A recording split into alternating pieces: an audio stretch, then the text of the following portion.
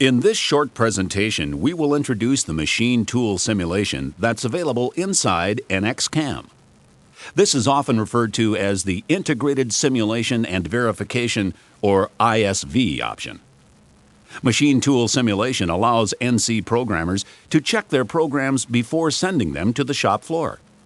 This can reduce testing time on the machine tool and allows the programmer to optimize the machining process. Machine tool simulation can look impressive with advanced shading and other graphics. However, in most CAM systems, the motion of the 3D display models is driven off of the internal toolpath and not from the output of the post-processor. This form of basic toolpath-driven simulation is useful for simple review of a machining strategy, but is not complete or accurate enough for full NC program validation. To address this, many companies have purchased standalone machine tool simulation software to use outside of their CAM systems. The cost of purchasing and maintaining these separate third-party applications can be significant. It also requires data translation and the duplication of the entire machine setup as you work between the separate software packages. With NXCAM, you have the option to use the fully integrated machine tool simulation. This simulation is driven by the GCODE output of the NX post-processor. Also, there is no need to translate or duplicate data. It's all in NX. We refer to this as Integrated GCODE-driven simulation.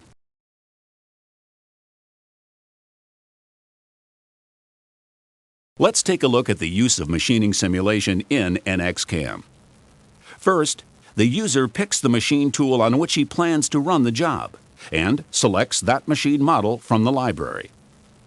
The part can be transferred to an alternative machine at any stage. In this case, we pick a 5-axis milling machine with a Siemens controller. The programmer generates tool paths on the 3D part model from the wide range of machining options as we see on this complex impeller model. At any time during programming, the machining process can be reviewed using the integrated simulation capability. NX uses the appropriate post-processor for the selected machine and immediately prepares the G-code output to drive the simulation. You can check for errors, such as collisions or limit of travel violations. In the code display window, the user can opt to see either the internal toolpath data or the G and M codes from the post-processor output, all in NX. The machine tool 3D models are built using standard NXCAD modeling functions. The Machine Tool Builder option allows you to add the full kinematics of the machine on the 3D model, including the axis, the limits of travel, and so on. The accuracy and completeness of the simulation is only as good as the software used to interpret the G-codes and convert this to 3D motion. For machine tools fitted with Siemens Cinemeric controllers, we can offer a special way to address this.